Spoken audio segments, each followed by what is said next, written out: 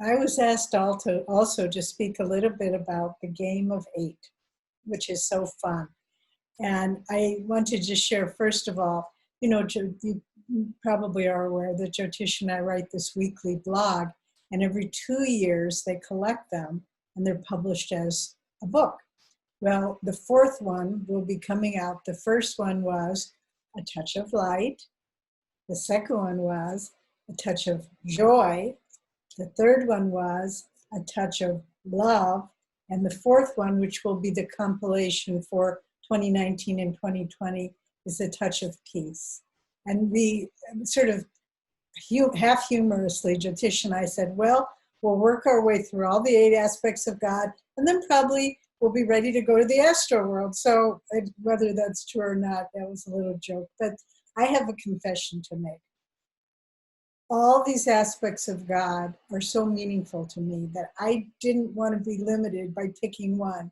So I had all of them on our table. And throughout the day, if something would come that would be challenging to me, I would think, touch of love. Love is what I need right now. If I was starting to feel a little discouraged, I would say, joy, joy, joy, where are you? I need you. If I was feeling kind of overwhelmed by my life and all the responsibilities, I would say, power, power. And so I use the deck in a different way. I was asked to say, how did I use it? I used it as reinforcement of what I needed throughout all the challenges that any one day brings. And, I also wanted to say, you may be familiar with this, but sometimes people say, what's the difference between peace and calmness? They seem sort of the same. And Swami gave a wonderful explanation. He said, peace is more static. It's when you can just sit and nothing is being challenging to you, and you kind of allow yourself to expand into the universal peace. Where calmness is a dynamic response to the stresses and challenges of the world. So what I would suggest to all of you is to, as you choose, have fun with it. But God talks to each one of us differently, doesn't he? God comes, and to each one of us, he's our dearest little playmate, our dearest friend. And he's always trying to help us, to kind of hold a mirror up to us. What do you need now? What do you need now? And so you can either work, as our team suggested, picking one, or you can just say, Lord, how do you want to speak with me? How can I respond to this challenging situation? Which of your aspects will be the most helpful, that I can never forget you? Always remember that God is not something far away and abstract and, oh, maybe I'll go into Sabhikapa Samadhi someday, whatever that is. But God is our divine friend. He's with us all the time. And he's whispering to us, like whispers from eternity. He's trying to help us every moment, moment by moment, with his wisdom, with his peace, with his joy, with his love, with his power, with his sound of Om. And so just use these cards as a reminder that God is always within he's just a thought away to show you how you can live always in that divine presence. Master Devi gave a very nice explanation about the difference between peace and calmness. Peace is, even the way we use it, you sue for peace, or peace comes after warfare. It's the withdrawal from conflict. Master said that peace is the first thing that comes in really deep meditation, because in deep meditation, with the energy being withdrawn from the conflict that occurs when it goes outwardly, it is withdrawn and brought up. But calmness is also needed, because calmness, we all have the battles that we have to engage in. And so calmness is the ability to stay centered no matter what we have to do. But coming back to the 8 qualities and the game of 8 I've been on the path more than 50 years now. And generally speaking, toward the end of a meditation, I will concentrate on one of these aspects. Usually it's joy, sometimes it's love or something else. And I'll try to feel that and bring it into my day. But the game of 8 has been very interesting for me personally, because generally speaking, I leave the meditation, hold on to something, but then once I get engaged in the daily activity, I get engaged in the daily activity. Haven't consciously tried to hold on to a particular quality. I will, as Devi said, try to return to joy or try to return to peace or whatever it might be that the situation demands. But in a sense, responding situationally is a reactionary process. You know, the world pushes at you, or as Devi said, feeling a little bit overwhelmed. What the reaction then is not to stay overwhelmed, but to push back with joy. But it's still a reaction of what the world is giving you. And that is very important. I do not want to diminish that at all. It's in fact the essence of spiritual life. But there's another method also, which is included in this game of 8, which is that we are not reactive, we're proactive. And so instead of waiting for situations to push our buttons and then try to react in a higher way with one of these qualities, the game of 8 allows us to be proactive and to try to, one might say, stay in that vibration and project it. So I'll just describe what I did on the first day that I used the cards. And I've used them since, but I'm going to describe the first day. So I didn't want to use my will to choose. I wanted God to choose for me. And so I shuffled the deck and I chose one. And at first, I must admit, I was just a tad disappointed because it seemed kind of impersonal. What came up was the card sound.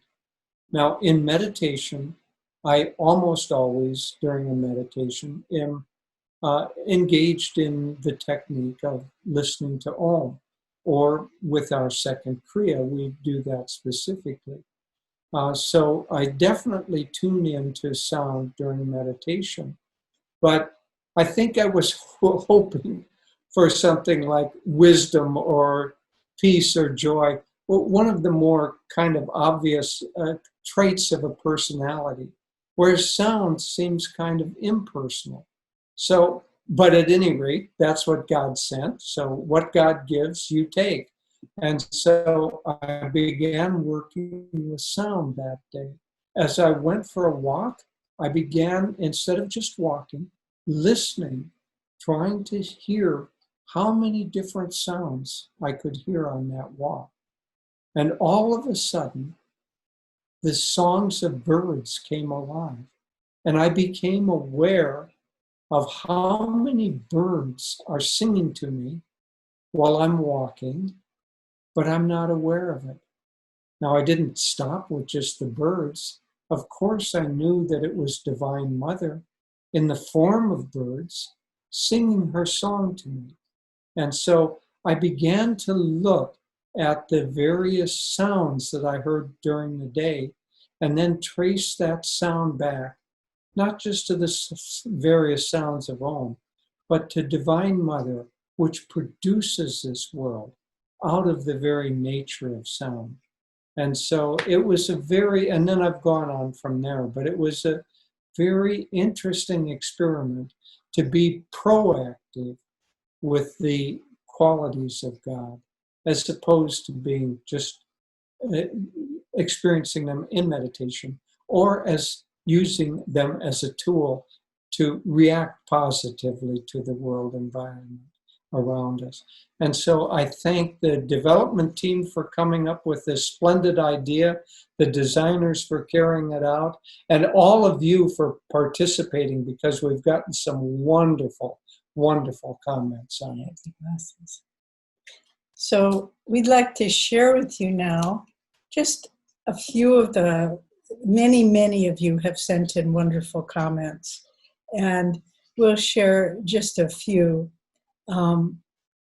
This is someone who, these are titled Insights and Inspiration from the Players of the Game of Eight. So the first one we'll highlight is someone who, we'll say the name, Michelle, chose the card of wisdom. And she wrote this very nice comment. Happy Spiritual Renewal Week. I hope this email finds you well. I've enjoyed the game of eight. It's been a bit of a wake-up call in terms of how challenging it is to keep one of these qualities in mind throughout the day, especially during my work week. The biggest insight for me thus far was the day I chose wisdom.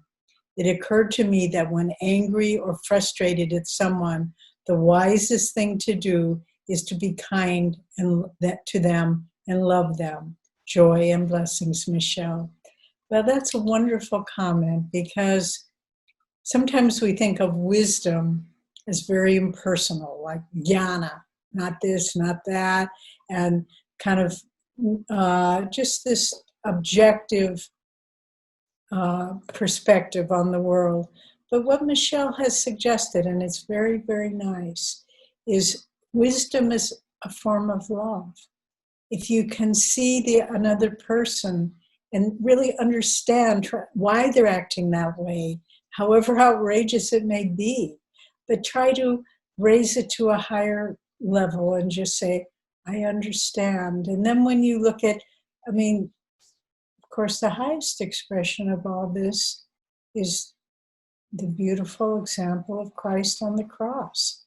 And there he was being crucified. And he said, forgive them, for they know not what they do. He understood that they were acting out of ignorance. And if we can, when people challenge us or arouse anger in us, if we can bring wisdom forth and try to understand them and see they're acting in ignorance and love them and forgive them in any case, this is a great step forward. Master said that of the 8 qualities in his life, he expressed especially wisdom, love, and joy. And Swami obviously did that also. But it's not only that Master expressed those and gave them to us, but think of it that these are the tools that Master chose with which to navigate life. And so wisdom being one of those, as Michelle very beautifully pointed out, wisdom allows us to see a situation and see deeper behind it. Ultimate wisdom is to see God everywhere. And so whatever life gives to us, we see that it is only God acting wisely, foolishly, entertainingly, disgustingly, whatever it is, but it's only God having the play. And it takes away the reactive, distancing nature. So we'll choose another one. Okay, this one, it's a little long, but this is from David and Karen LeBrer up in Portland. And this is 2 of them, wisdom and power. The first card I drew was wisdom. David drew power. We've been absorbed in those 2 until now. I learned that to approach wisdom, the seeker or the devotee or channel must herself be clear, without personal or intellectual bias. Humility must come first, and open-heartedness. The Chinese have no word for mind apart from heart. Isn't that beautiful? Heart, mind must come first. Wisdom comes like a breeze or a simple presence when the asking field is clear. Power is linked to wisdom, David found. Without wisdom, power can be destructive. How true. How true in the world today. Together we discuss the will and how the wrong use of will, only as personal willpower without being wisdom guided, is egotistically twisted and may so quite go awry, and how the will seems to be the channel through which boundless power can flow, when that will is humble, clear, attuned to God, and wisdom guided. How beautiful. Thank you for taking the time to write such a thoughtful response, David and Karen. You know, what you've written about is a vision for the future, when people who wield power through politics, economics, religion, whatever it might be, where they understand that without wisdom, they cannot lead others. What we see in the world now is power wielded without wisdom, and we see the effects of it in the destructive nature of what's going on in the world right now. But in our own lives as well, when we are given the opportunity to perhaps lead others, guide others, teach others, be it a parent-child relationship or in a working relationship, whatever it might be, to always try to balance power with wisdom, with humility, with clarity, balancing the heart and the mind. So thank you for bringing that to light for us. And I'll comment just briefly too. You know, wisdom and power, I mean, what we're working with here are being channels of God's manifestation through these 8, one might say, elements or kind of spectrum, the colors of the rainbow, spiritual rainbow. So we're working with various colors, but we don't produce those colors. God produces the colors. And so we don't produce wisdom. We can only tune into it. Nor do we produce power. We can tune into it and use it, or unfortunately misuse it. But unless we tune into the wisdom, we will in fact misuse the power that God gives us. That's the difficulty of Maya. And so Master's highest prayer was, I will reason, I will, I will act. That's the power. But guide thou my reason, will, and activity to the highest thing in every path. So that's God-guided wisdom. And if we combine those two, the willpower produces the power, the tuning into God produces the wisdom. If we can hold on to those two as they did, David and Karen, decided that they didn't want to let it go after one day. They needed to work on it more. Well, we all do. And definitely the world needs to work on the combination of wisdom and power. So I'm going to read one more. This is from Nabha, who lives here at Ananda Village. He's the co-director of our communications department, which pretty much is the train that brings our outreach forward. And he has a beautiful little daughter. I think she's about 2.5 years old. I'm 2.5 or 3. And her name is Mala. And so Nabha writes, Mala, his little daughter, picked out a card for me, love. And it's been very nice to reflect on. It brought to mind the quote that Sri Yukteswar shares at the end of the Holy Science. Love rules the court, the camp, the grove, and men below and saints above, for love is heaven and heaven is love. Beautiful quote. And then Nabha goes on, love is the glue that holds it all together, behind every action, every sphere of human activity. We walked around through the community this weekend, and it's not hard to see that it was love that built, I'm going to cry here. It was love that built the shed for the goats and chickens, and love that feeds them every day. It was love that built the school with its playground and sandboxes, and love that paved the roads. Blessings, Nabha. Thank you, Nabha. Well, there's not much to comment on that. It's so profound and so all-inclusive. But it's important for us to remember that love is behind it all. He's behind the pandemic. Love is behind the pandemic. He's behind those people that are losing their jobs now.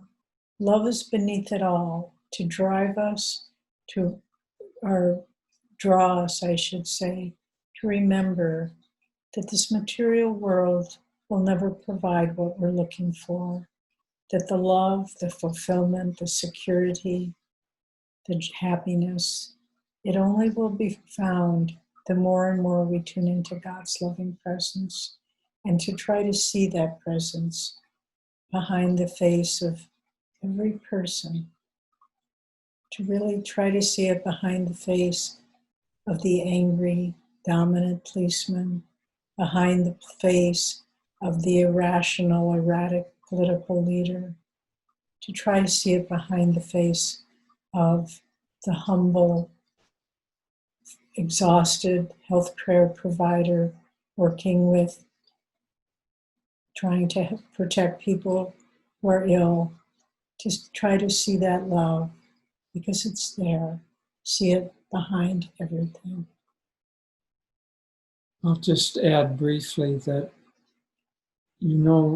love comes in many, many different forms. Comes as love, which we think of. Comes as kindness. It comes as the desire to help other people. But love is the only proper reaction during times of stress, which is the world which the world is in right now. Stress tends to push people into a kind of lower reactive nature. And when that happens, the quality of love doesn't leave. It just is not recognized and not used.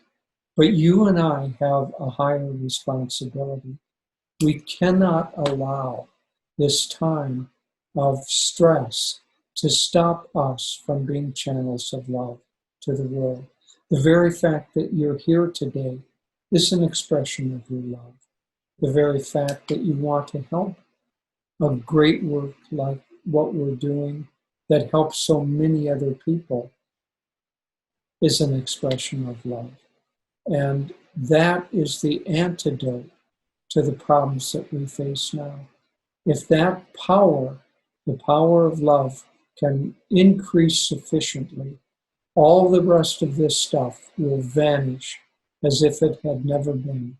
And we will have learned the lesson that probably a weeping divine mother is seeing that we need at this point. Just close this portion by reading one last one. This is from Lajana, who lives up in the Seattle area. I believe she lives at the Camino Farm. And the card she worked with, and this is a wonderful way to end, was light. And Lajana writes, after consciously sending light to those around me and out into the world, I began to notice more light coming back to me, and I feel lighter and happier.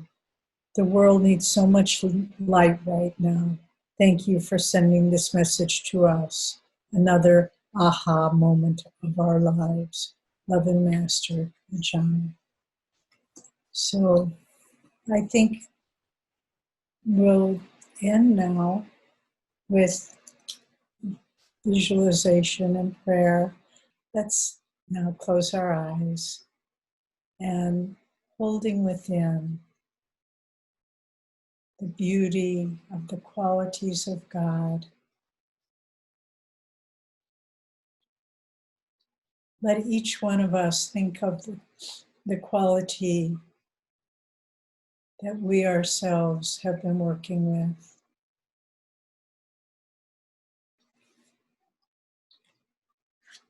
And first, let's go through them, those who have been working with light.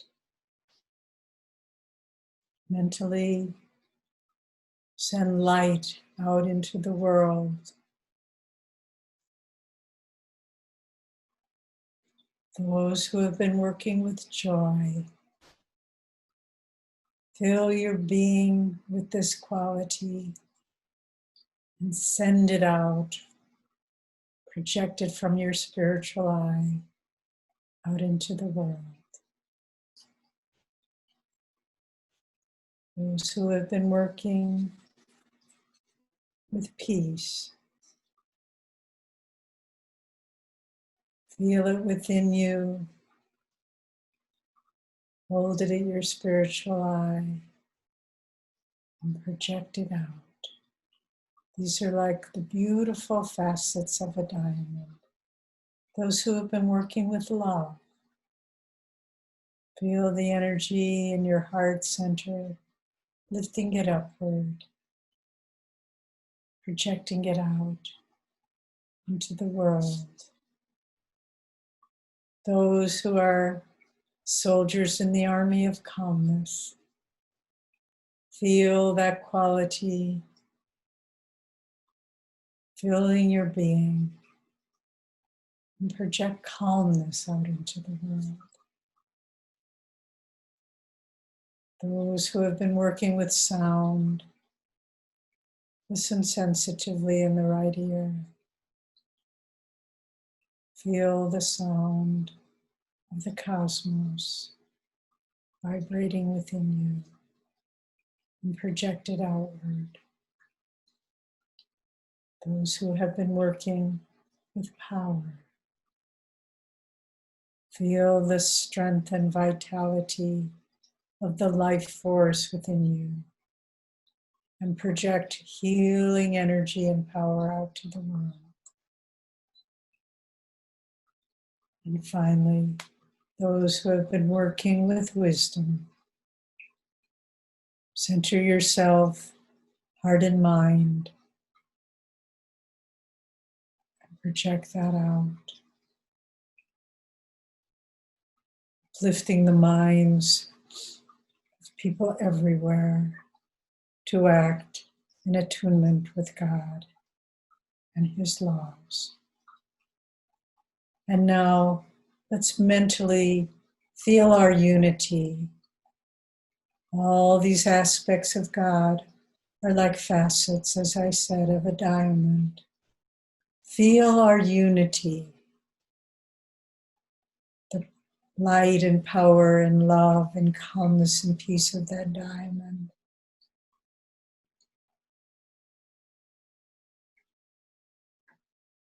Visualize this diamond of divine consciousness expanding, all these qualities reverberating within you, and feel our unity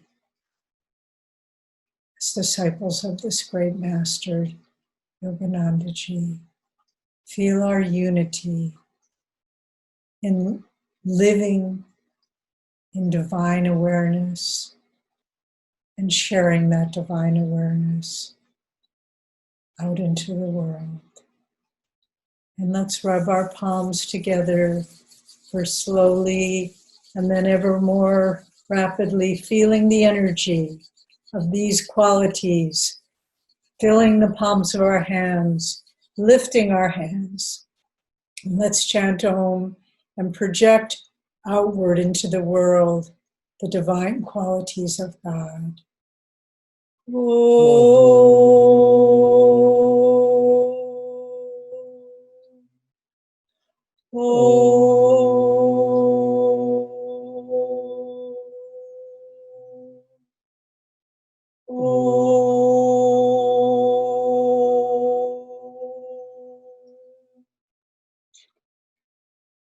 Let's end with a prayer. And before we do so, I want to thank you all for joining us and for being a part of this great work. So let's pray together. Heavenly Father, Divine Mother, friend, beloved God, great masters, Jesus Christ, Babaji Krishna, Lahiri Mahashaya, Swami Sri Yukteswar,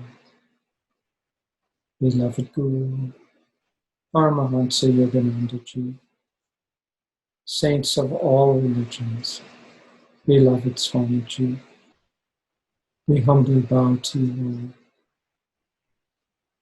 O Master. Thank you for allowing us to receive these great teachings and to serve as channels to help produce lighthouses everywhere so that these great teachings of upliftment, of kindness, love, and joy can reach out and touch the lives of all people, that they may be lifted into thy light, that their hearts may be soothed, and their lives feel thy loving touch and caress of your presence.